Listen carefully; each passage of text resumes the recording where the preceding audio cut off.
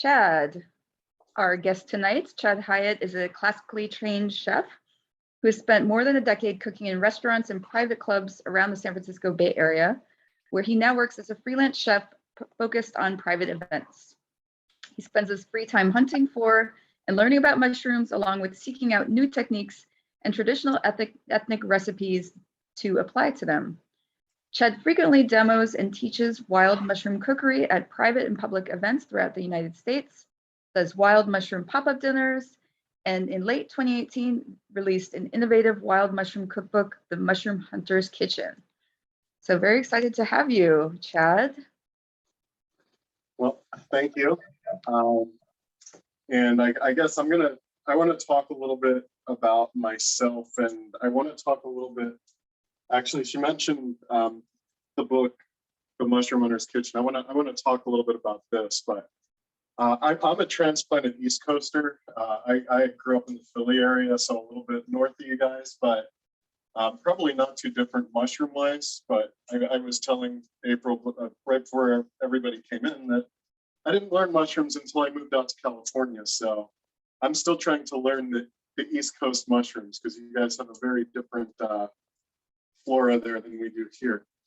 But yeah, I've been doing the mushroom thing for now close to 15 years, and I've also been cooking professionally at this point close to 15 years. So I got into both about the same time, and like I said, I want to talk about the book, and I'm not going to give you a big sales pitch, but it'll give you an idea of what this presentation is about and what I'm about. And again, the book's called The Mushroom Hunter's Kitchen. When I first was really getting into mushrooms, I was always out, always filling my fridge with mushrooms, and that didn't change. I like every mushroom hunter in a good season, my fridge was always just full of mushrooms. And even though I was working as a chef, even though I was cooking professionally, I still, like everybody else, kind of found myself going back to cooking them in exactly the same ways all the time. I had like 3 or 4 things I would always do, with pasta or with eggs or things like that. And so a big part of me writing the book was I went out looking for recipes and for new ideas. And everything I found at the time was kind of old-fashioned 1950s housewife, Betty Crocker kind of stuff. And there's nothing wrong with that kind of cooking, but I wanted, there's a time and place for everything, but I wanted to do food that more reflected the kind of stuff I was doing at work every day and just at home for myself. So that was a big motivator for the book. And the second thing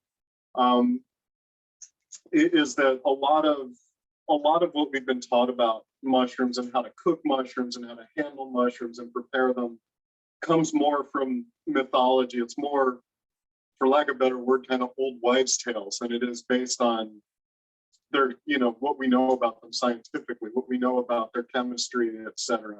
So I also have a science background, so I wanted to approach them from a more kind of logical standpoint and throw out all those old rules and do things a little differently. And the last thing that again, April and I were talking about before people came in is that there's a whole lot of mushrooms out there, and most of us get focused on a handful of mushrooms, like 3 or 4 mushrooms, or maybe 5 or 6 that we get to know really well, and that's what we go out looking for, whether it's chanterelles or morels or whatever, whether it's oysters or chicken of the woods, whatever, hens. I wish we had hens here. But there's so many other mushrooms out there, and a lot of those mushrooms are highly prized in other parts of the world, even though we're taught that they're no good here. And I learned early on that I increase my chances of having a good hunt if I learn what to do with those mushrooms. And then I don't need to settle for only found this. There's a much bigger marketplace full of edible mushrooms in the woods when I go out. So I like to talk to people about those less appreciated edibles and that's also a big part of what the book is about. Right now, there's not really a lot of mushroom activity where I live. Usually this time of year where I live in California, we still have some mushrooms going on, but it's been very dry here for a while, so it's pretty dead. So I don't really have any of those weird mushrooms to share today.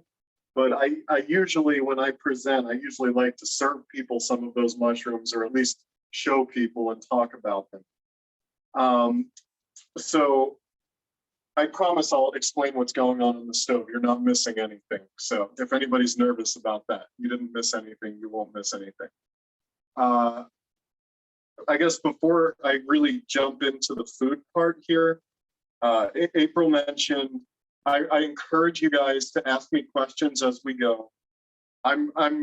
This is not going to be a presentation where I'm going to cook mushrooms and toss them with pasta, or cook mushrooms and toss them with eggs. I think you guys can do that just fine without me. You don't need me to show you how to do that. So that's not what the book is about. That's not what I'm about. It's not what this presentation's about. I'm not going to show you, I'm not going to have you sit here and watch me cook one thing for an hour. I think that's boring for you, and it's not that interesting for me either. I think so. What I want to do is I'm going to show you 4 different things. So to do that, I'm going to jump around a bit. And for that reason, especially, please interrupt me, ask me questions. If I jump away from something and you're not sure what's going on, ask me the question. I'm sure you're not the only one who has a question. If you have questions that are a little off topic but are still related to the mushroom cooking thing, feel free to ask. I might make you wait to hear an answer if I'm in the middle of something. But please ask questions. I can talk about this stuff for hours. So if you're asking questions, it makes me be sure that I'm talking about, you're focusing me on things that I know you're interested in hearing. So I think April said, just ask the questions in chat. It keeps it a lot neater. And then my wife, Rosa, here can ask me the questions as they pop up, or April can ask them as they come up. And on that note, I'm going to jump into it. I have normally try to work as much as possible when I do these things with mushrooms. I just go out and pick. Again, right now, there's not much activity locally. So I just went to the store and got some cultivated mushrooms. So what I'm doing today is with cultivated mushrooms, but the ideas I'm showing you, they're intended to work with all kinds of different things. So keep that in mind. This is the things I'm showing you today should translate to all kinds of different things you can get around where you are. And I want to show you things that you can do at home that are easy, that don't require anything special. I'm not trying to impress you with my fancy techniques. I want to give you things that are practical. So having said that, I want to get to cooking. And one of the first things that I'm going to do, I said I like to challenge kind of the standard things we're taught about cooking mushrooms and handling mushrooms. And everybody in America is taught you never get mushrooms wet. So the first thing I like to do, you never get mushrooms wet, you cook them dry, try and get the moisture out. So the first thing I'm going to do is I'm going to boil a bunch of mushrooms to use for something. Okay, so the mushrooms I have here, these I got at my local Asian market. They're beach mushrooms. It's Hysozygus something, I can never remember the name. They show up a lot in kind of the fancy chef mix packs, but they're cultivated. I just have these that I kind of just cut into bite-sized pieces. I have water here that's boiling, and I'm just going to put a little bit of salt in the boiling water, and I'm going to throw the mushrooms in, and then I'm going to go back to talking about why I'm doing this. So don't be like me. Don't stick your hand into boiling water.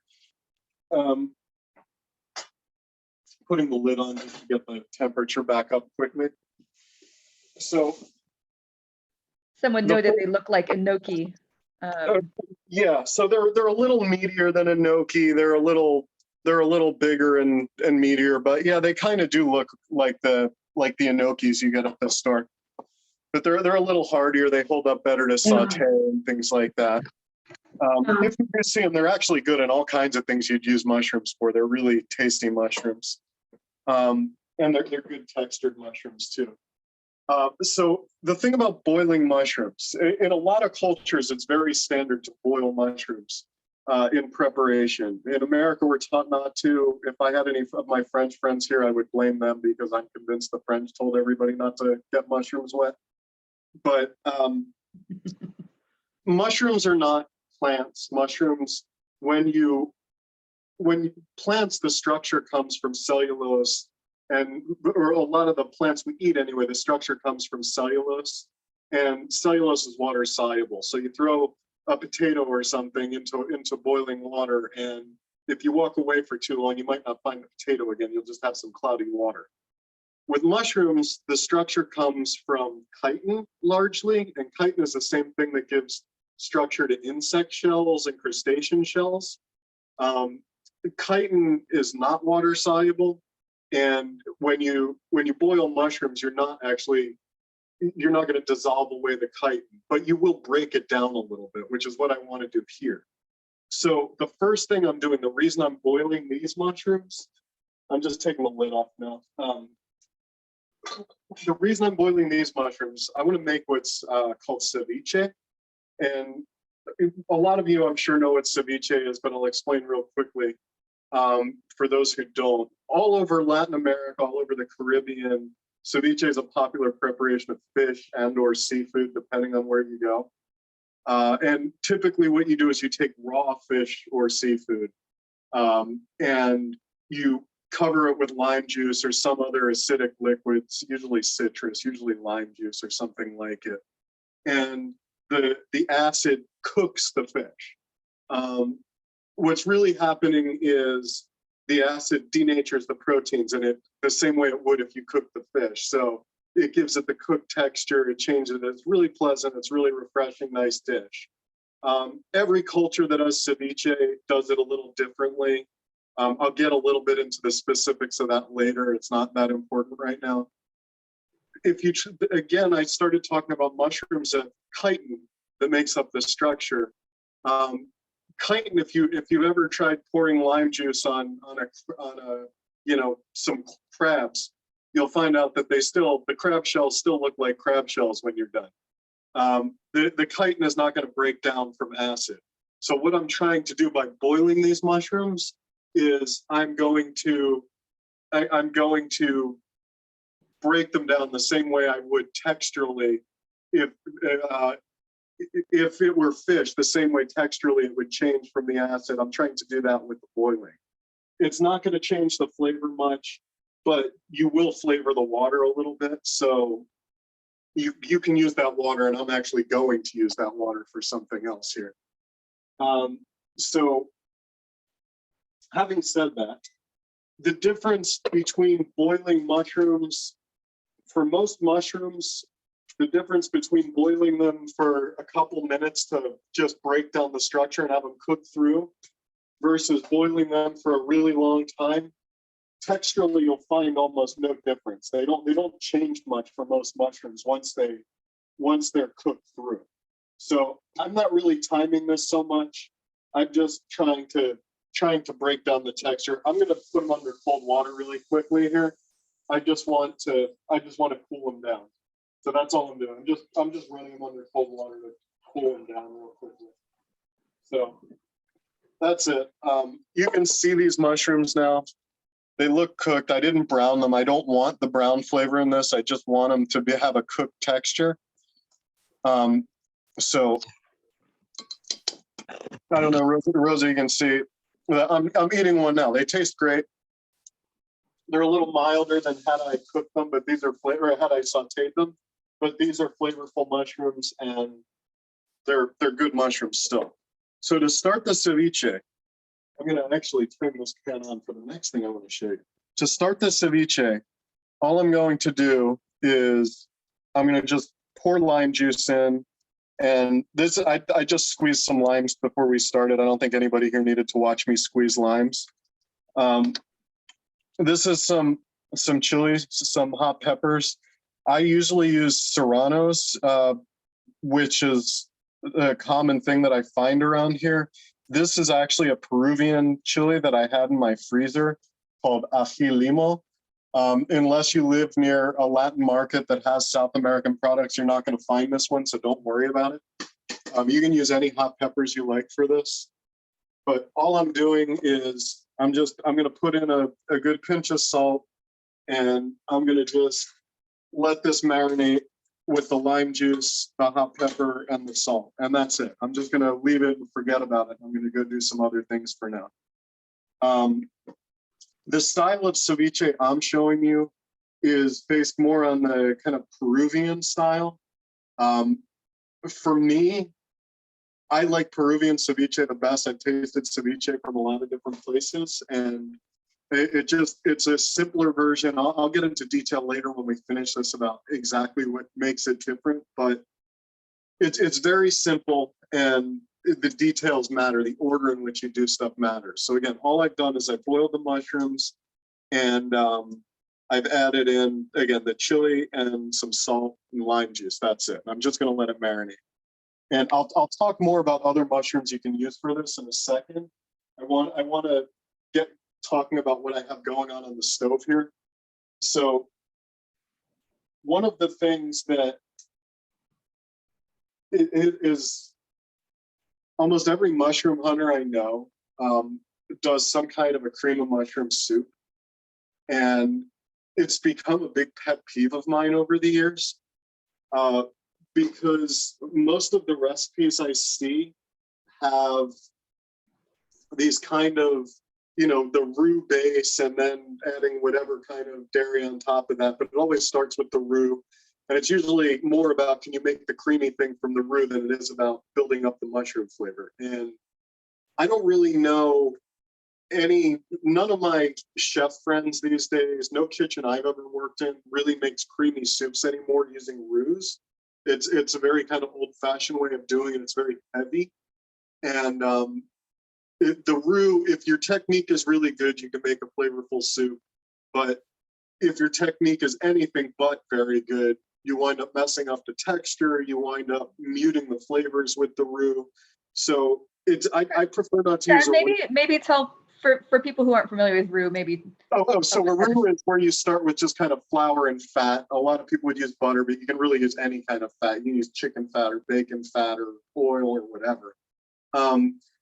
But roux is kind of the old-fashioned way of making creamy soups. And I'm going to show you a technique for making a cream of mushroom soup today that has like 3 ingredients. That's a super flavorful way that you can translate to any mushroom you like the taste of. And it's basically mushrooms, water, and salt. And we'll add whatever fat you want. You can add cream. I'm going to do it with just olive oil and nothing else. And you'll see how creamy and rich it gets. And it's the mushrooms themselves are what are going to flavor the soup. So in this pan, my pan is getting smoking hot, so I want to get this stuff in it. I just have more of the same the same mushrooms I was using for the ceviche, but these are shiitakes. And again, you can use any mushrooms you like for this. Chanterelles are kind of the classic mushroom for cream of mushroom soup. I'm a big fan actually of doing this with yellowfoots or the craterelles. You've got a couple different of the craterelles where you guys are. I can't remember which is which. Rosa, can you step back closer? This is really loud.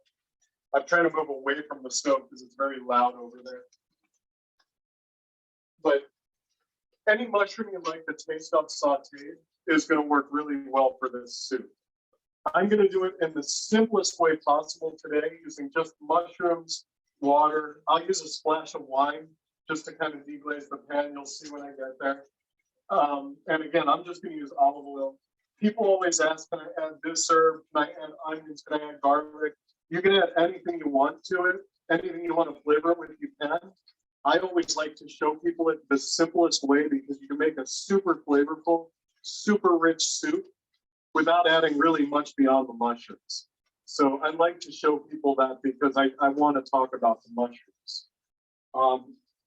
Real quickly, I wanted to talk about what mushrooms I use for the ceviche. I told you I was using, again, these kind of the beach mushrooms. Sometimes they get marketed in this country as clamshell mushrooms. I've done this ceviche with a lot of different things. I've done it a lot with oysters, both fresh or both cultivated and wild oysters. I've done it a lot with mild rusula, with the edible amanitas, with lobster mushrooms. It's basically almost any mushroom. I've done it actually with shiitakes. I've done it with periciums, like lion's mane kind of mushrooms. It works with a lot of different mushrooms. Chad, you know what my favorite mushroom to do ceviche, but actually with a raw mushroom, is beefsteak. I don't know if you've done that, since that has that beefsteak, sour flavor. I love beefsteak raw. Beefsteak is not one I've ever done ceviche with, but beefsteak that's its own conversation probably waiting to happen. To make this style. Sorry, one question. Someone, John was asking if you're using an induction cooktop. No, it's just an electric. It's just a glass electric top. I wish I had something more fancy than this, but it's what I have at home.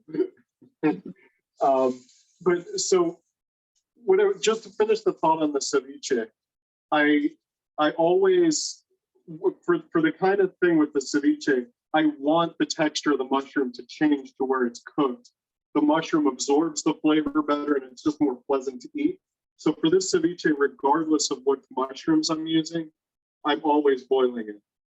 With the beefsteak is one mushroom I love to eat raw, but that's a conversation for something else. I've never actually done beefsteaks in the ceviche. Let me talk about what I have going on in the pan here. So this is normally where I might talk to you guys. Right now, I'm just trying to saute these down and get a little bit of color on them. Some of them are starting to get some color. You can see it's starting to get a little bit of color. But I just want to get a little color on these, develop some flavor. I haven't put anything in there yet. I'm going to put a pinch of salt in there. If these were wild mushrooms, I would do what's called a wet saute.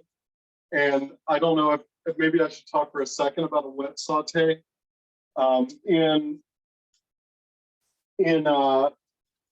Wild mushrooms tend to be really wet. They tend to just soak up lots of moisture, and when you throw them into a pan, they just give off a ton of moisture, and you wind up with a layer of water in your pan before you can start cooking them down. So the idea of a dry saute is drive off the moisture before you add the fat.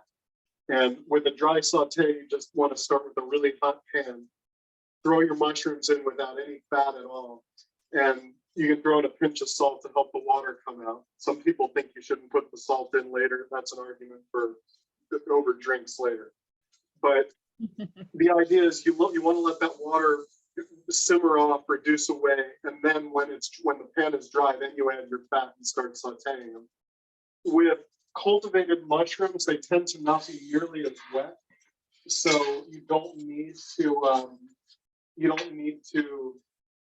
drive off the moisture. So I just started with a hot pan, a little fat in the pan. I just used olive oil and then just added the mushrooms. So again, these are cultivated mushrooms. I didn't start with a dry saute. I just started with fat in the pan. So right now, again, I'm going to let it go a little further here, and then I'll deglaze. But I want to start talking. Some of you saw me kind of messing with this pan a little bit. So in this pan here, I'm sorry, question? They're asking if you recommend to do soup with dried mushrooms. Oh, so if you were going to do a soup like this with dried mushrooms, it depends on what, you can absolutely do this with dried mushrooms. It depends on which dried mushrooms you're using, the way I would alter the technique. For something like boletes or porcini or kings or whatever you guys call them there, everywhere I go, people have a different name for them. They tend to be much stronger flavored when they dry. So for them, I would probably start by just sauteing some onions and get the onions cooked down first, and then add the dried mushrooms, because you won't need as many of them to get that mushroom flavor. And the onions, when you cook them down, will be mild and they'll give you some bulk. If you're using something like chanterelles that's dried, they're pretty much exactly the same as fresh. Just rehydrate them first and then use the soaking liquid to as your cooking liquid. Just strain out the soaking liquid and use it as soaking. Again, same with morels. You could use them the same way as fresh if you wanted to use morels for something like this. But with dried mushrooms, they'll behave a little differently. So it just, depending on the mushroom, you might do it a little differently. But the same basic technique will work.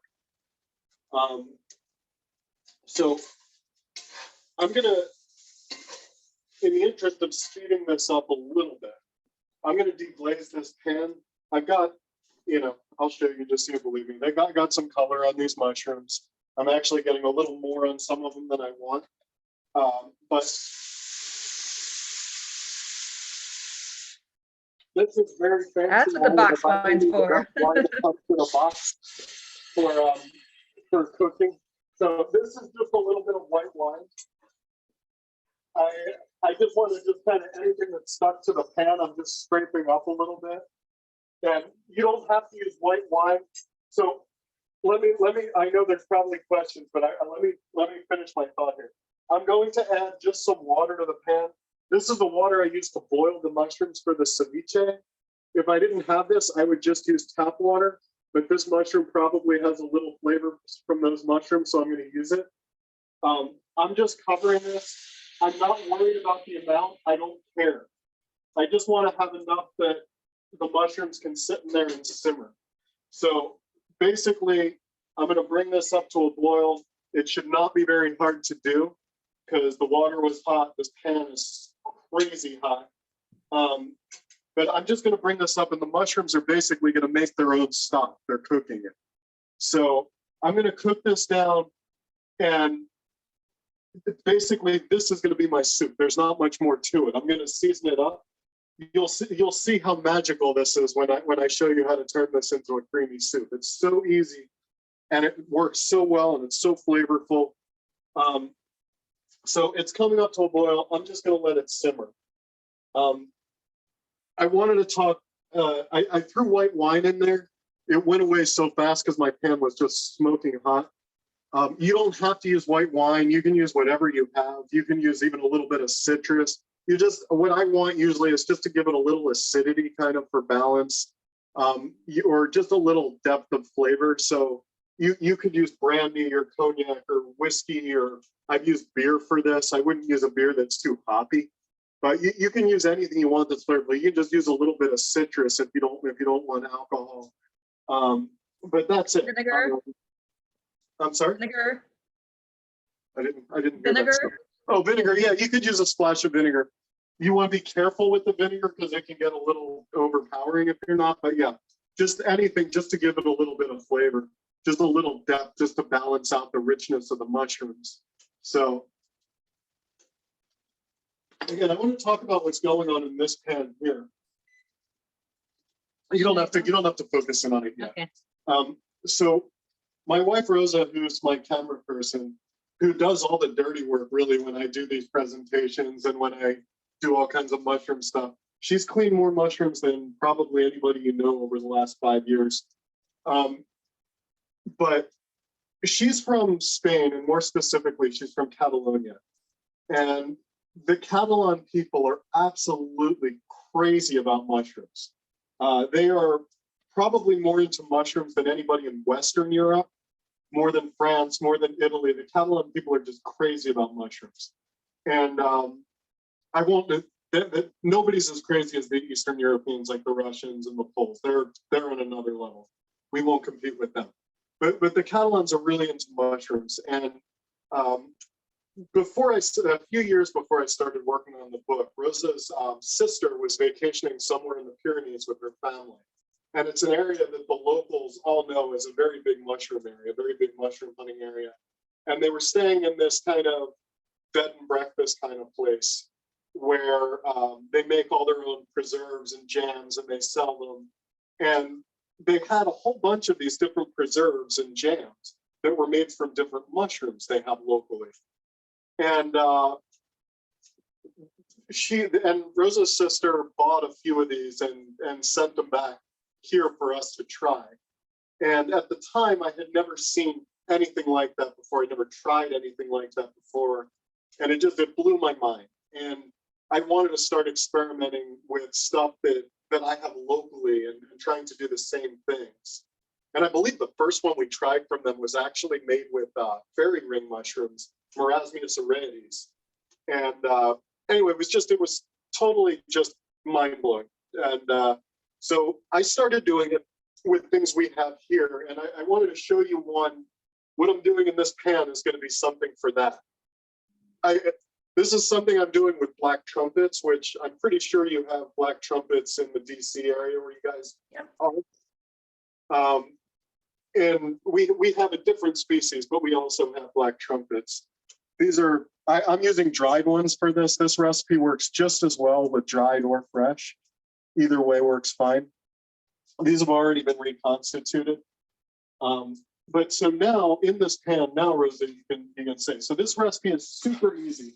What I have here, I have some onion and fennel that's been kind of just cooking down, caramelizing together. And you can see now it's pretty caramelized. In the interest of not having you guys waiting here for an extra half hour for that to happen, I started that before I started talking.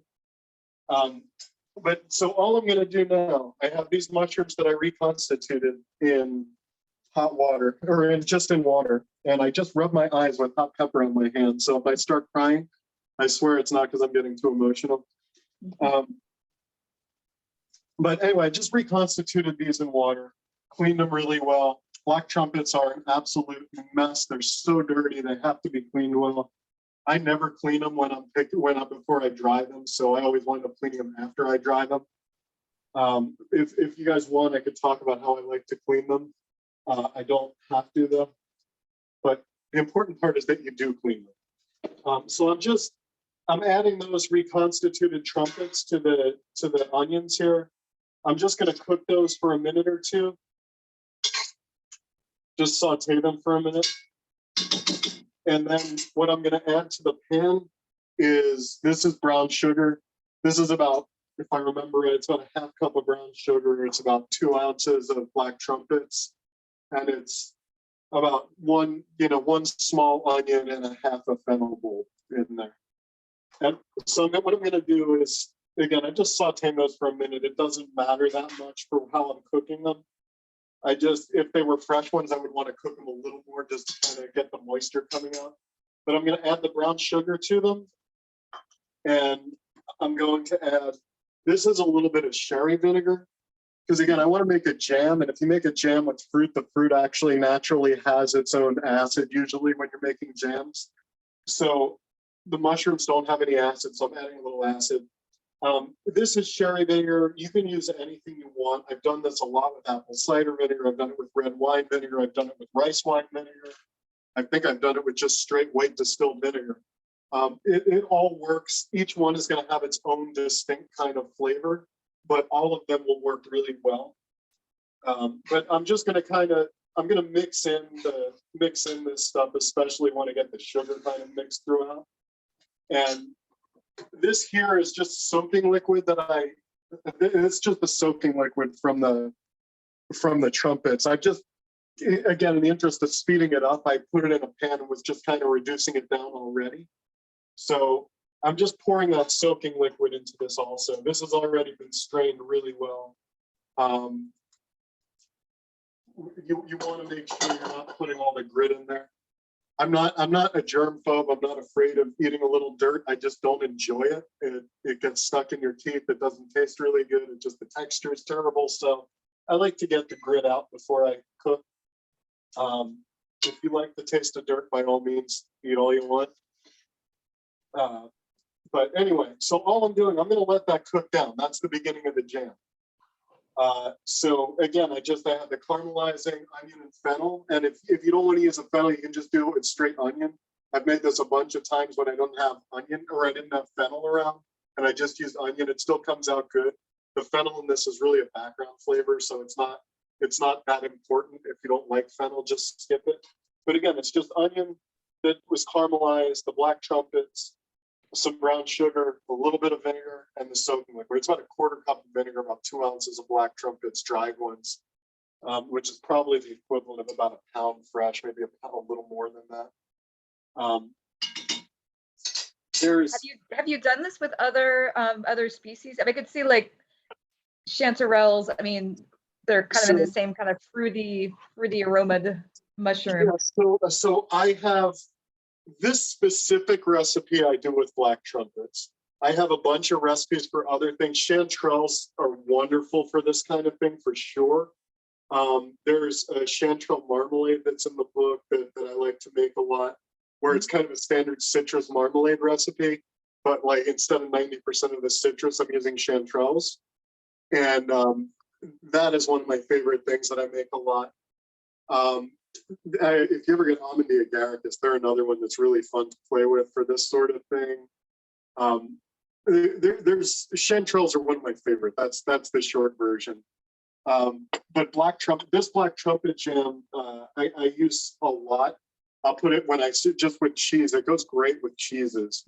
And I always put it on cheese plates when I do cheese plates, even when I do them professionally or at home. I always wind up putting this trumpet jam on there, and people always love it. And people are always amazed when they find out it's a mushroom jam, because when you stop and think about it, you taste the trumpets, but at the same time, it really is a jam. So yeah, it's something, again, there's a bunch of different recipes in the book that relate to this kind of thing. The jams, I would experiment with what you have locally in abundance. That's one thing where I would be a little more recipe specific in terms of which mushroom I would use for which one, because the specific character of the mushroom is going to come out really strong in the jam. So you probably want to adjust it accordingly. So I want to go back to the ceviche while this other stuff is cooking down. So I'm going to stop and have a sip of wine first. I have my priorities in order. So I'm going to show you how to finish this ceviche now. And I mentioned that this is a Peruvian style ceviche. The Peruvian ceviche I mentioned is maybe the simplest of all the different cultures they do it, but in my opinion, also the best. And when I was first coming up in kitchens, one of my first mentors actually was a Peruvian guy. And he taught me how to make ceviche, like traditional Peruvian ceviche with fish. And this recipe I'm showing you is based on what he taught me there. It's basically the same thing. The only difference is I boiled the mushrooms first instead of starting with raw fish. So the details are all exactly kind of what he showed me. You don't have to focus on this yet. We'll talk about it in a minute. But so I'm going to remind you, in this bowl, I had the mushrooms I boiled. And then I cooled down, and I'm soaking them in lime juice with some hot chili and some salt, and that's it. So right now, what I want to do is I just want to taste it.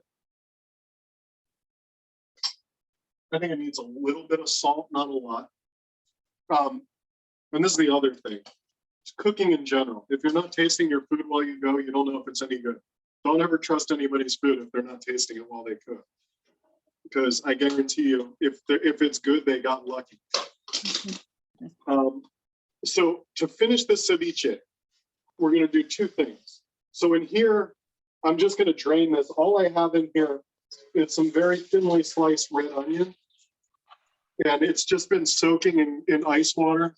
And this is something that Peruvian mentor showed me many years ago, is when you're using raw onion, if you soak it in ice water first, I just put in cold water and just put it in the fridge until I need it. But it's just thinly sliced onion. I drained it out. By putting it into in the ice water, it does two things. One, it makes it really crispy, so it gives some extra texture to the ceviche, which is really nice. And the other thing it does is it takes a little bit of the raw edge off, so it's not quite as sharp as the standard kind of raw onion you would expect to be. So that's why I'm doing it. And I find myself doing this with soaking the onion in cold water like that for all kinds of things I use raw onion for these days, not just for ceviche. But that's an important little detail. Right here, I just have a little bit of cilantro, and it's got a couple gross looking leaves here I'm going to pull off. I'm just going to slice a little bit of cilantro, not a lot, just a little bit. And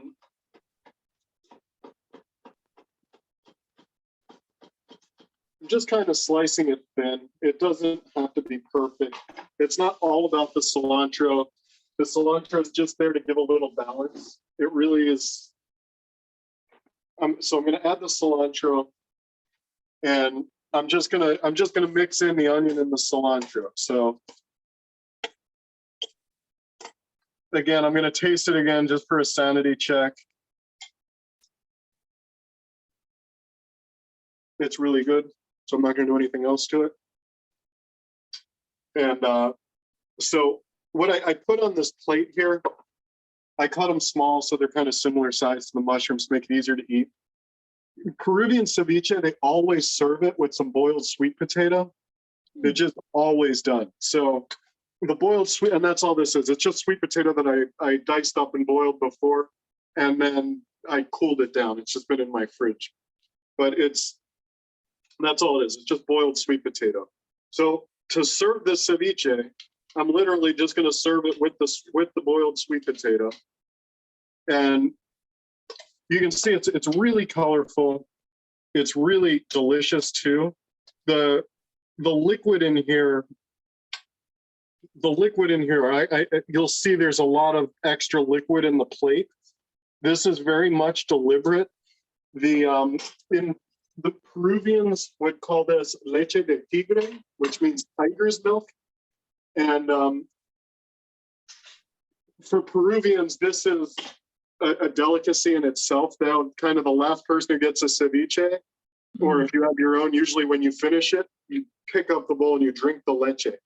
So if you go to Peruvian restaurants, sometimes you'll actually see drinks on the menu that are based on the Leche De Tigre. So you always want to have a little bit of the extra lime juice in there. So I just want to taste it because I'm tired of looking at it. It's so good. It's so bright and so fresh and refreshing. It's not what you typically think of as mushroom food. But it's really good. It's really simple. The details matter. You want to let the stuff marinate for a little while, put the onion and cilantro in right as you're serving it. It gives the flavor a lot more depth. It makes it a lot more kind of three-dimensional.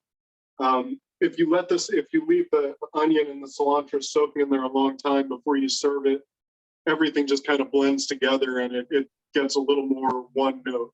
If you serve it like this, the way I showed you, it's much more interesting and deep. The textures and the flavors are just play a lot more nicely if you just mix it and serve like this. So I'm going to try and resist eating this right now and then move on to something else. Does anybody have any questions about anything before I completely change the subject on you? Yeah, we did have a question a while back, but since it wasn't immediately relevant, held off on it, which is your advice on freezing mushrooms to cook for later. Do you dry saute them, freeze fresh, or not bother? Okay, so preserving mushrooms in general is a big topic. So I'll be as shallow or deep on this as you like. As far as very specifically about freezing mushrooms, for most mushrooms, I would par cook them first. When you freeze anything, basically, when you freeze mushrooms in particular, again, there's a lot of water. And when you freeze it, water expands and it basically bursts all the cell walls. What that does is it messes up the texture of things. So if you freeze it fresh, the texture gets all messed up. It'll still taste good, but the texture gets all messed up. If you par cook it first, if you're going to saute it, you can saute it, just don't brown it all the way. Just saute it enough that it's kind of cooked through, and then you can stop there. when you cook it, you do the same thing. You're kind of bursting the cell walls also, but you're doing it in a controlled way that you want to do it. And so you can still actually get a decent texture in the end. So I'm not sure I understand exactly why chemically it makes a difference, but yeah, I would cook it first. For almost all mushrooms, I would cook it first if you're going to freeze it, if you care about the texture anyway. There are exceptions to that. I don't know if you get matsutake down there. Matsutake is one thing I will sometimes freeze just from fresh. If you get really tight bolete buttons, they can freeze fresh. A little tight, hard bolete buttons actually can freeze from fresh and will actually keep fairly well. But there's not much else besides those couple that I just freeze straight up. Almost everything else I'll par cook, either, again, give it kind of a saute just to get it cooked through a little bit, or I will, for some things even, it might make sense to kind of just, blanch them, like parboil them and then drain them and freeze them. But for almost everything, I'll cook it first. A minute ago, yeah, I think so. Yeah, a minute ago you had offered up your cleaning techniques for black trumpets, and I would say for other mushrooms too. So I'm laughing because what I'm looking for, this is not black trumpet specific, but in our house, we don't brush our teeth at the kitchen sink, just FYI. My point is that I have a couple toothbrushes here because most meaty mushrooms, we wind up cleaning with like kind of a little bit of cold water, a paring knife, and a toothbrush can take away anything. That's pretty much how we clean most things. Black trumpets are a bit more of a pain because they grow really slowly in the middle of the forest. They're cone shaped. They collect everything in the forest. They often grow in areas where things flow through that leave stuff all over them. So with black trumpets, usually it's tedious, but we wind up splitting every one and just kind of underwater, just kind of rubbing out like the inside of each half of the mushroom because they collect so much crap. If depending on how dirty or clean they are, that may or may not be enough. Sometimes after doing that, I'll still kind of soak them in a change or two of water. And I'll usually, again, I'll keep that water because that water does actually get some of the black trumpet flavor, and I'll reduce it down and just use it as mushroom stock. But with black trumpets, it's usually those are kind of the steps. And if I'm starting with dried ones, the only difference is I'll soak them first in water just to kind of soften them up before I start that process. And again, I mean, I could talk a long time about cleaning mushrooms, but I don't know how deep you want me to get into this one. Well, one thing I want to make sure we circle back to, and I know you said you've got extra time. We're running up on 8 p.m., but I think we're fine to continue on as long as you're cooking and we've got questions in an audience. But I do want to, and maybe you want to finish what you've got on the stove, but I do want to circle back to like some of your like, the redheaded stepchildren mushrooms you like to cook with. I would love to talk about that. So let me show you first how to finish the soup, because that's what I was just checking here, and then we'll talk about that because I'd love to talk about that subject. It's one of my favorite subjects, and it gets Rosa smiling because she knows I'm going to talk about one of her favorite mushrooms. So to finish the soup, and first thing I want to do is just remind you what I have here. I started by just sauteing some mushrooms. Any mushrooms you like the flavor of sauteed, this is going to work well. I just sauteed, got some color on the mushrooms, and deglazed the pan with a little bit of white wine. Again, use anything flavorful you want to deglaze the pan. And then I just covered it with water. I used the water I boiled the other mushrooms in because I had it, but it doesn't even matter. Use tap water. I've done this a million times with tap water, and everybody's always amazed.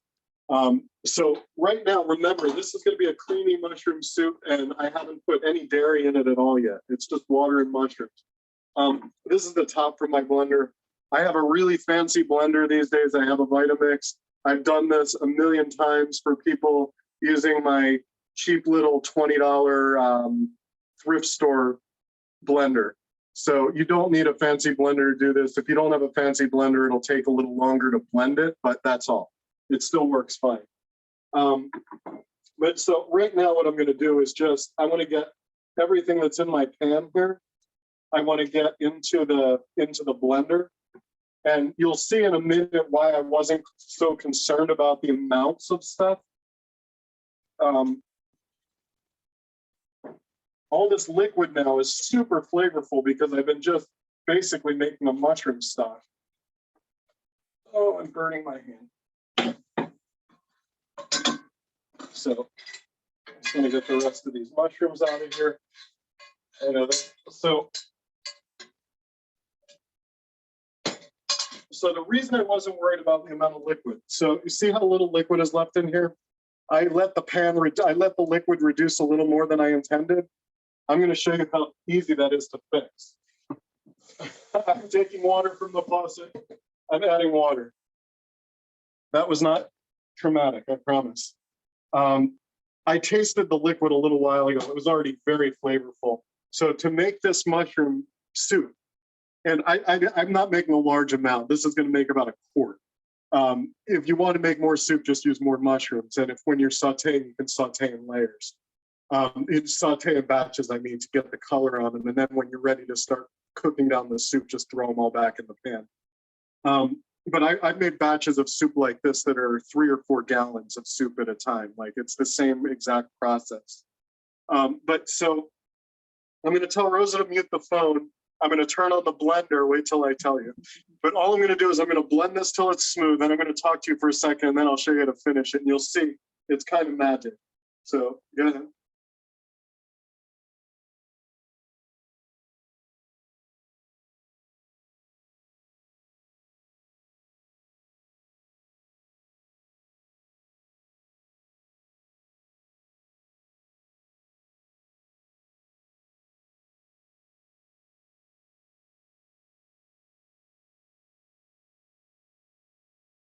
Okay.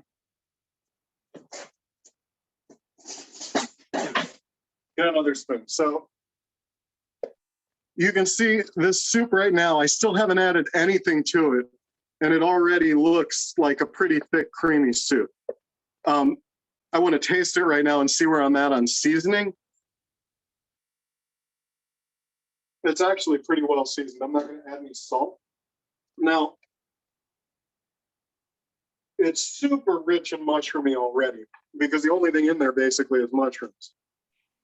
What's thickening this soup is the mushrooms themselves. Here is where, if you want it to be a cream soup, you can add cream. I like to do this with olive oil because I like to show people the technique, and I like to show them how the cream is not the important part. I do this sometimes using dairy. I prefer to use half and half because to me the cream is kind of overkill at this point. It's already so rich. But I like to use olive oil, one, because I like to show people how rich you can make it without using any cream at all. And two, I live in California where we have lots and lots of vegans and stuff who don't want to eat dairy even. So I like to show this as a way to do something rich and creamy for them. So to finish this now, I'm just going to turn the blender back on. And while the blender is running, I'm just going to emulsify in the fat. This squirt bottle is just olive oil. I just did a catering event the other day, and I had squirt bottles full of olive oil. So rather than pour it back into the olive oil container, I left it in the squirt bottle. But all I'm going to do is I'm just going to kind of drizzle this in while the blender is running, and then it'll emulsify the fat in, and it'll make this more rich and creamy texture. Again, you could do this with half and half. You could do this with any kind of fat you want, or with any kind of creamy thing. I like, again, to show this because I like to show how creamy you can get it without using even cream. So I'm going to have Rosa muted for you, and I'm going to do this real quickly.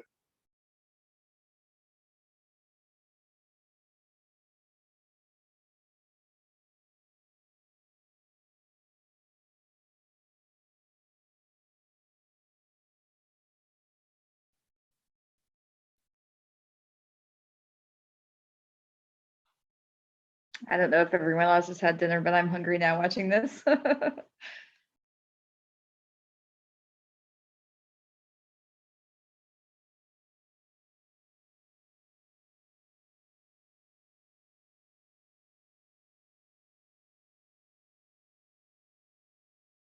Oops.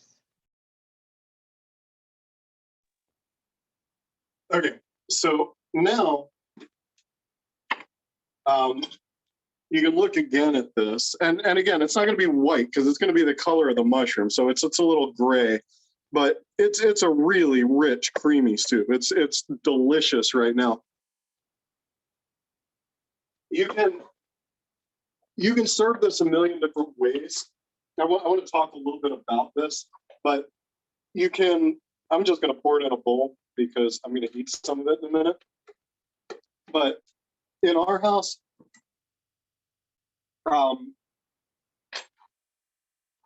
living with a Spaniard, everything gets topped with some kind of fancy olive oil.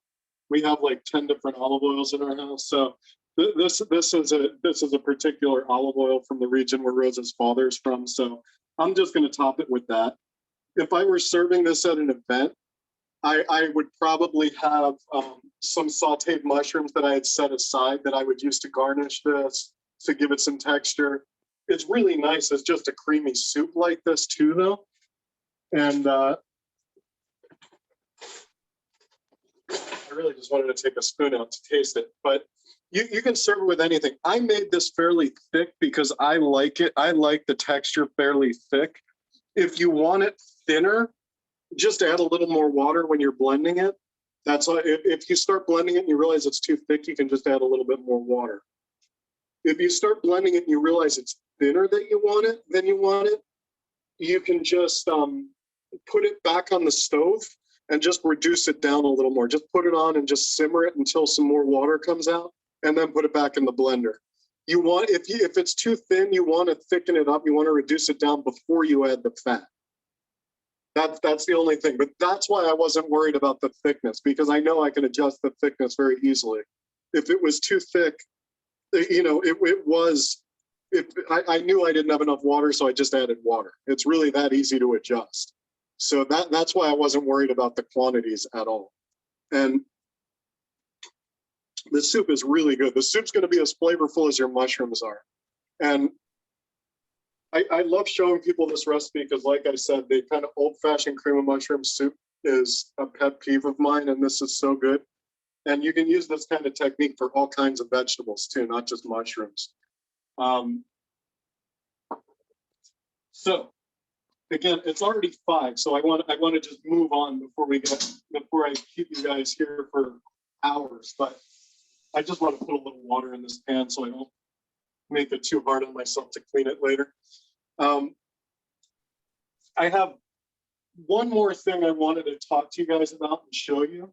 And then after that, I'll show you how to finish the, after that, I'll show you how to finish that jam, which is going to be very anticlimactic because it's literally just blended. But maybe I should do that first, actually.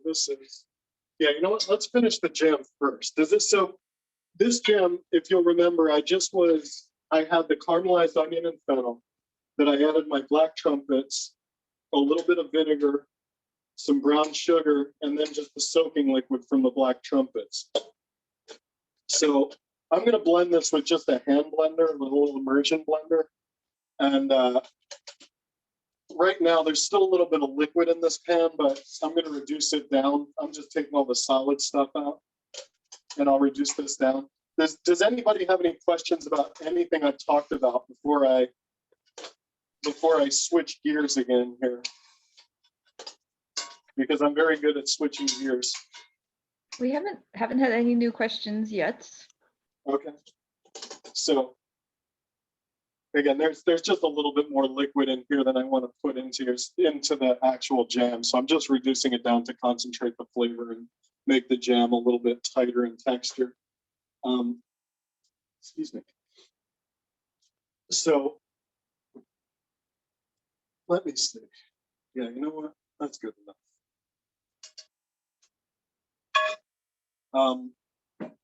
So the last thing I wanted to talk about is this applies in a few different ways. It's an interesting way to preserve mushrooms, but it's also an interesting way to use mushrooms that most people don't ever really think about or do. We'll see if I took these out earlier. Yes, I did. And I want to talk about using mushrooms for sweet applications, and specifically candying mushrooms. And you can candy mushrooms the same way you candy anything. Basically, to candy mushrooms, you take the mushrooms, the way I like to do it anyway is I'll take whatever mushrooms, and usually by weight is more accurate. I'll go about 3 parts mushroom, 2-part sugar by weight, and just cover with water and kind of reduce it down. When the syrup starts getting really thick, the syrup is full of the mushroom flavor, and at the same time, the mushrooms are full of the sweet syrup. You can experiment with all different kinds of mushrooms. Some, again, we talk about chanterelles for the jam. Chanterelles actually are pretty great for candying because that kind of, that's high. Because the fruity aroma in chanterelles actually gets preserved pretty well when you candy them. So chanterelles are one of my favorite ones to candy. And these are actually some candied chanterelles I had in my freezer. They keep really well when candied in the freezer. And you can see the syrup is really, really thick. They're really actually kind of pretty too, and they're really delicious. So you can do a million things with the candied mushrooms, even just like this. You can do things like just garnish a scoop of ice cream, like make a little sundae with candied mushrooms, or garnish whatever other desserts. But with mushrooms that are really flavorful, again, like chanterelles, black trumpets actually are really interesting. That reminds me, I think I have some. I just did a mushroom dinner a week and a half ago, and I did a black trumpet dessert, and I have some candied black trumpets left from that. And so again, the same thing, just basically build a syrup around the mushroom, and you can see the color of the syrup is kind of cool too. Wow, that's amazing. So from a moment ago, question was, were you referring to dry weight or wet reconstituted weight? Wait, I don't understand. Okay, sorry, it took me a second. So with the candying, I'm referring to fresh weight. With the dried, it's more tricky because every mushroom is going to have its own kind of little formula, because every mushroom has like a dry versus fresh weight that's a little different. So I'm referring more to fresh weight. Dried, I mean, actually these black trumpets I candied from dried, but it's hard to give you an exact formula for that one. That one, it's very much, I would start by erring on the side of not enough sugar and just taste them as they go and just add a little more sugar as you go. Is that recipe in your book? Yeah, the candy, everything I'm showing you today is in the book. What's the best place for us to buy your book? Oh, okay. So the book, again, The Mushroom Hunter's Kitchen, I'm not on Amazon right now because Amazon doesn't treat me very well. Amazon takes most of the money and doesn't give me much. So since I'm independent, it's not really good for me. So I have my own website, and it's just themushroomhunterskitchen.com, all one word, no apostrophe or punctuation of any kind, just themushroomhunterskitchen.com. And that's the best place to buy the book. But so, and my sales pitch is exactly, if you like what I'm talking about today, this is the kind of things, these are the kind of things that the book is about. The book is about kind of rethinking how to use mushrooms, how to work with them. And you did promise to talk about the odd mushrooms. Are yes, they yes. also Oh, yes, there's a lot of stuff about the odd mushrooms in the book. Let me finish the thought on the candied stuff real quickly. So the candied, again, this works with a lot of things. Chanterelles are one of my favorite things to candy. I was just going to show you one of my favorite things to do is so easy, is just to make like these little parfaits where you just do kind of a layer of mushrooms and syrup, a layer of this is just some whipped cream, and I whipped way too much of it because I figure I can dip anything in that's going to taste good. But so just you get the idea. Doing layers of this, I'm going to put black trumpets in this layer. So this is not a very neat parfait, but oh wow, you get the idea. It's actually super decadent. This, maybe this the black glass is a trumpets on little, top. yeah, well, they'll be in there. But you get the idea. You can layer in fruit, you can layer in nuts and other things with crunch. Actually, like mild, like vanilla cookies work really good in these kind of things. But also with flavorful things like chanterelles, you can blend up the candied mushrooms and put them into batters and things like that. So for things like cakes and cupcakes and etc., pancakes, and you'll get not just the flavor of the mushrooms, but if you've ever baked with things like if you've ever baked and see things like add applesauce to a recipe and it makes this moist, the candied mushrooms actually have the same kind of effect, which is really cool. So they actually everything I've made with candied mushrooms is much moister than the version without. So, and that's a very nice addition. I'm going to try and resist indulging my sweet tooth too much. So real quickly, the jam, I don't know if I need to blend this jam up for you, but literally all I'm going to do is stick the stick blender in here, blend it. You can blend it as chunky or as smooth as you like. It's really personal preference. I'm usually somewhere in the middle. But let's talk about the weird mushrooms, so to speak. I talked a little bit how Rosa is from Catalonia. The most prized mushroom in Catalonia, the mushroom that they run past everything for. They run past the porcini or boletes that there they call ceps. They run past those to get to is Lactarius deliciosus group. Most people I know in America don't care at all about them. Certainly in California, nobody cares about them. In our house, we filled bags of them and we use them for all kinds of things.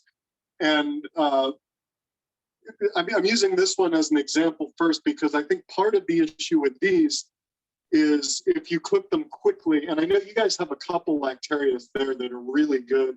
I'm trying to remember the names, like the corrugated milk cap. Yeah. Corrugatus is one. There's one with a V, I swear, too. The voluminous. Voluminous, thank you. And the thing is, if with the Lactarius, especially as they mature, and the same is true with the Rusula, they're very closely related.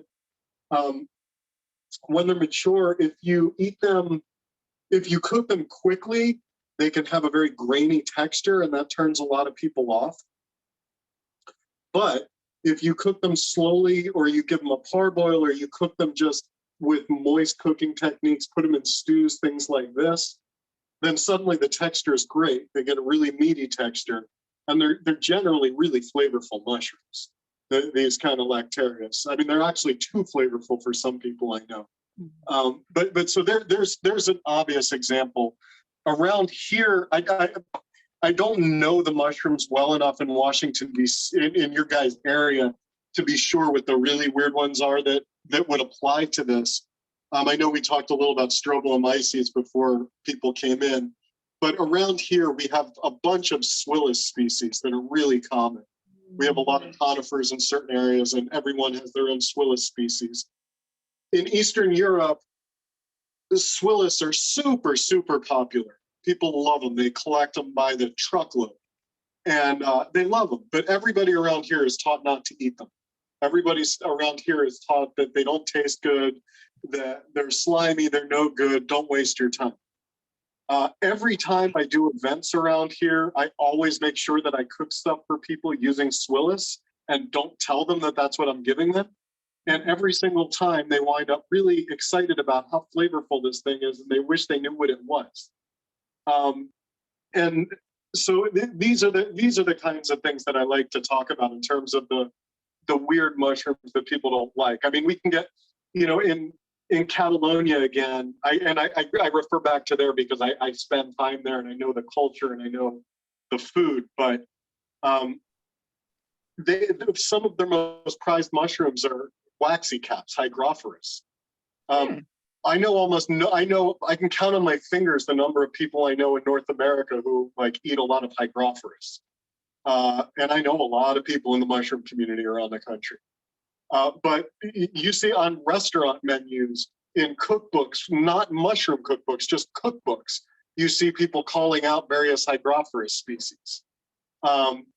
Almost nobody in North America eats any of them. And these are things that are fun to serve to people. Hygrophorus, by the way, can be really fun things to candy because they're kind of like funny little slimy things. Candied really can be cool in desserts.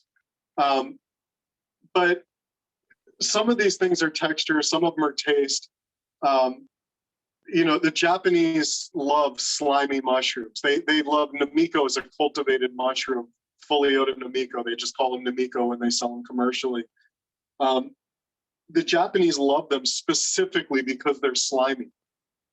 And their favorite way to cook them and prepare them is to just put them into broths. So when they eat them, they get all that sliminess out.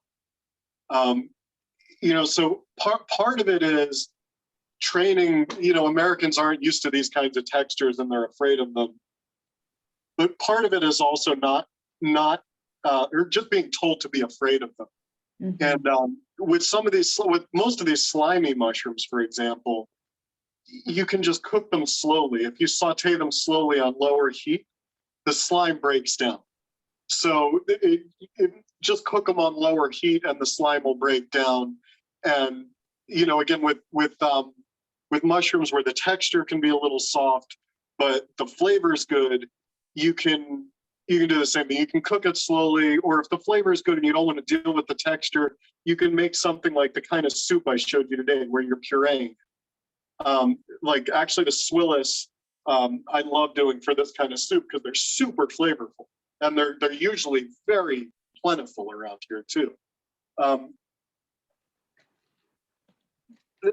wanted to say this is a little bit of a left turn, but one of the things I wanted to say about this soup is the same technique, the same exact recipe I'll use sometimes as just a creamy mushroom sauce, whether for pasta or for fish or whatever. You just make it thicker.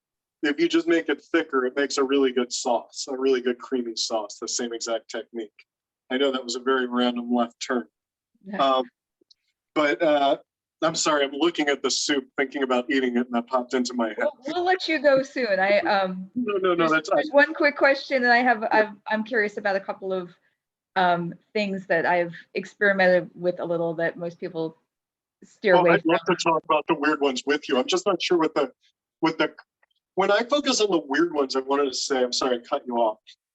But when I focus on the weird ones, the ones that are interesting to me the most, I mean, I like experimenting with everything. My ID skills, at least around here, are very good. But east of the Rockies, I'm lost.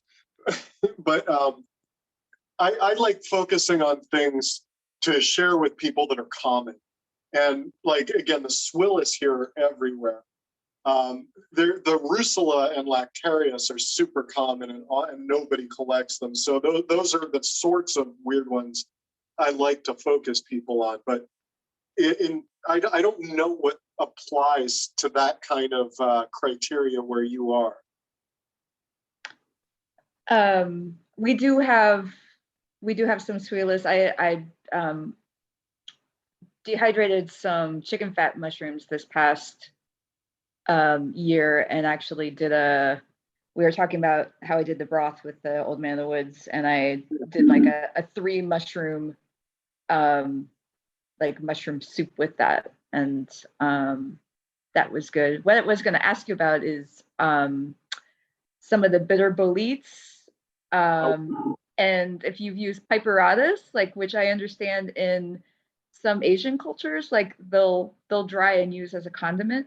I like to use it as a cookery trick to be like Piperatas mean like chalciparum or which genus? Lecherius. It's Oh, the Lecherius. Oh, yeah. okay. Cool. So those are two very different things. So the bitter boletes, I have not played much with the bitter boletes. I know on the East, you guys have a lot of these different Tylopolis and things like that. And we do not have the kind of diversity. The Rockies and West, there's not a lot of boletes. Like we have as many species of gourd mushrooms out here as you guys probably have genera. So I don't have that much experience playing with bitter boletes. The only common bitter boletes we have around here are the Talaboletus, and we have a few species of those. And the texture of them is great. I haven't found a way to make them particularly appealing to myself. There are certain things that are bitter that you can boil, and the boiling will take away the bitterness. There are certain things that will work for, there are certain things that will not. And when I say boil, I mean like boil, discard the water, and then use it. Like that's something that's common with vegetables as well. There's actually a common mushroom here. There's one of the amanitas in section Valide, the blusher, which here the common name, or the name here, the Latin name is Amanita novinupta. It's our version of kind of rubescens that grows with live oak trees here. That mushroom can be really bitter when you find it growing under oaks, but after a parboil, the bitterness goes away and it becomes suddenly a very good edible. So that's an example of one with the bitterness I played with. I can give you an example of other mushrooms I played with bitterness. We're trying to boil them, did nothing, and they were still horrible. The Tylopolis, a couple of times I've done mushroom bitters from, like cocktail bitters. I have friends who've done the same. I have not done that, so I can't give you much advice on it. Well, the second time I did it was with a larger one, and overnight it became outrageously bitter. It was amazing how much of the bitterness like got soaked up in the vodka. And then it was like the first time I had used it, less of it, but it was kind of amazing. So that's kind of another little tangent. But if you ever play with infusing different mushrooms into alcohol, it can go from really pleasant to just overwhelming with off flavors over the course of a couple days. And I think every mushroom is very different with this. I mean, the one that comes to my mind is, I don't know if you have any of the kind of really sweet and nice smelling platosides there, but they can be really common sometimes here. And you can load them into vodka, and if you strain them out after a day or two, it's beautiful. It's an amazing drink. But if you forget about them and leave them in there for a couple weeks, it's completely unpalatable. It picks up all these weird flavors that I don't even know how to describe, but they're not pleasant. Mm. And so when doing things like an alcohol and things like your bitters, I would keep tasting it, like even every few hours based on what you're saying. Just as soon as you're happy, just strain it out. I'm always using cheap vodka, so it wasn't anything. I did end up drinking it, but it's very medicinal tasting. Someone was asking about Huit La Coche, if you've had that. Yes, Huit La Coche is one of my favorite things in the world. I love it. Huit La Coche, for those of you who don't know, American farmers have traditionally called it corn smut. I prefer corn porn because it's a nicer word than smut. But anyway, bad jokes aside, in Mexico, Huit La Coche it's a fungus that grows on the corn.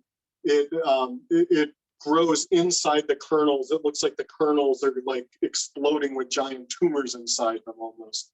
And it turns them like black and all swollen. It is really earthy, delicious, yummy. If you know somebody who grows corn, like a large amount of corn, they probably have it most years, at least a little bit of it. It tends to be traditionally in Mexico, they don't grow as much sweet corn as we do in the US. So the wheat la coche is not, it's a little different. It's not as sweet basically because it's not on the sweet corn. But even on the sweet corn, it's good. Usually get it more, I wind up getting it more from the kind of stuff people grow for animal feed. I forget what they call that kind of corn. But anyway, wheat la coche, you cannot eat it raw. That's important. It needs to be cooked. It'll make you sick if you eat it raw. You don't need to do much to it. If you just simply saute it, it's delicious. It doesn't need much more than salt. But a really typical thing that you would get from Mexican people who grew up with wheat la coche is just saute the wheat la coche with a little bit of onion, a little bit of whatever chili you like, whether jalapenos or poblanos or whatever. So a little bit of chili, a little bit of onion. They would usually use the herb epazote traditionally. I never do because I never have it on hand. It doesn't need it, but just that, like thrown into a tortilla with cheese, like make a quesadilla with the wheat la coche, like that is great. You can take that, what I just described, the sauteed wheat la coche with those things, and blend it up and use it as a sauce or as a puree, or make it a little thinner and use it as a soup. Wheat la coche goes with, oh my God, like the traditional things you think of as growing with corn, like the squash and beans and things like that, the kind of the traditional sisters, the natives called it, wasn't it? They called it the sisters. Three sisters, yeah. Yeah, the three sisters they plant together. It goes really great with all of those things. God, I could talk for an hour just about wheat la coche, but I mean, I think I answered the basic question, or was there a more specific one? No, well, someone they said they haven't seen any immersion circulators like yours, and wondering what brand that was. Oh no, it's just an immersion blender, not circulator. It's literally just a blender. I just need to blend this. It's not. I actually don't have an immersion circulator at home. So. And the other one. One more thing about the wheat la coche that's important. If you go to Latin markets, you can often find wheat la coche in a can or a jar. In my experience, it's not very good that way and has very little to do flavor or texture wise with what you get if you get the real thing. If you can find it frozen, it's frozen is as good as fresh. But I have found the canned and the jarred stuff to just not be very good. So I just wanted to say that. Sorry, you started to say something else. No, just that I love how simple all of this has been, even down to, I mean, not just the ingredients, but the preparations and your tools too. And I think this has made it really accessible for folks. And I just added a couple things to my mushroom, cooking bucket list for the year. I'm definitely going to try the candied mushrooms. Hopefully I'll get lucky and find some good black trumpets to try the jam. And the waxy caps, that definitely run into a lot of those. So with the waxy caps, specifically, there's a lot of, pretty much everything used to be, I forget if everything used to be hygroscope or everything used to be hygrophorous. I think everything used to be hygrophorous. They split it off into a million different genera now. The things that I would feel safe experimenting with as far as the waxy cap goes are the things that are in the genus that is still hygrophorous. These kind of meaty waxy caps that are mycorrhizal. They come in, they're usually not as brightly colored as some of the other waxy caps. We've eaten a lot of different ones because we have a lot of different ones locally. And some of them are really good. Some of them are just kind of and some of them have kind of off flavors. I don't really need to eat them again. I don't know specifically the ones you have there. And what I'm learning as I get into them is that, at least on the West Coast, the waxy caps aren't very well defined in terms of proper scientific names. And they probably have some of the same scientific names that yours do there, even though I'm sure they're different. So I guess what I'm trying to get to is you probably have to experiment, since nobody else has locally, to figure out which ones are actually worth playing with more. Yeah. Like boletes too. This past year, I got a little more experimental with boletes, and that's another one where I feel like there's a lot of unsung good species that, beyond the ceps and, the noble boletes. Yeah, yeah, I mean, I don't know. I mean, one of my favorites, actually, which I wish we had here, but I've eaten elsewhere, is just whatever genus you want to put it in. Frosty Eye. The frost bolete is, I don't know if you have that one there, but I know it's a lot. I've seen it all over the place east of the Rockies. And that one I find to be delicious and really good texture. And beautiful. I'm not sure. I have never personally found it. I think it's primarily with hardwoods, but I don't know the woods there, but that one is, I mean, it's strikingly beautiful, but it's also a really good eating mushroom. Does it hold its color well after cooking? If you don't cook it too hard, it like keeps some of the red color, and it's got blue staining, and so it's kind of a crazy looking fun mushroom. We do have it. Yeah. Well, Chad, this has been wonderful. I really appreciate you showing us all your trips and tips and tricks. And yeah, I'm blown away by the simple mushroom soup. And that you didn't even, I mean, there was just a little salt. There wasn't even anything in terms of just salt, just seasoning it with salt. I mean, you can make it as complicated as you want, but I like to show people, my purpose with doing these things is not to try and show off that I can do fancy, complicated things. I can do fancy, complicated things, but the purpose is to try and give people things that are useful and that they can actually want to do at home, that are not going to, these are not stressful things to cook, obviously. That's kind of that's kind of the point, is I want these things. I'm glad what you said is exactly what I hope to hear, is I want you to see this and go, oh, that looks easy, that's useful, that looks fun, I can do that. That's what I'm going for. Well, mission accomplished. Well, thank you. So thank you again. And yeah, we'll have to have you back some other time, or if you're on the East Coast. Yeah, I'm getting a lot of friends slowly but surely. I have some friends. I mean, I've talked to do about doing stuff in Virginia, West Virginia, and I've done like online stuff with some other East Coast people, north and south of you. So maybe I can do a little East Coast tour one of these days. And it's, one of my favorite quotes, which I always heard is attributed to Frank Zappa, but supposedly it wasn't him that said it. But the quote was, writing about music is like dancing about architecture. And that's kind of how I feel when I'm talking about food. It's this stuff is so much better when you can actually taste it. And smell it. Yeah. So it's much more fun for everybody, me and you, if you can actually, Rosa ate all the soup while I was talking. But yeah, it's much better for you and for me, I think, if you guys can taste it instead of me just talking about it, watching me eat it.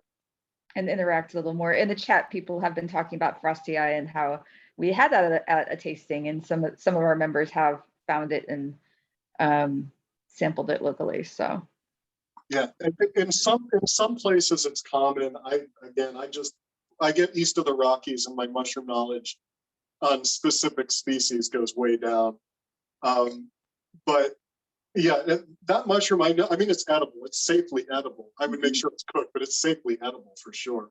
There's a lot of people I know who've eaten that mushroom from all over the country, actually. Wonderful. Well, thank you to you and Rosa both. Thank you And guys for having me. let you get down to eating, and to everyone else who's been tuning in to hopefully making something delicious yourself tonight. So just we will this was recorded. We'll share this on YouTube later, and have a great night, everyone. All right, well, thank you. Thank Thank you. you. That was awesome. Thank Bye. you. Take Bye. care. Bye, everyone. All right.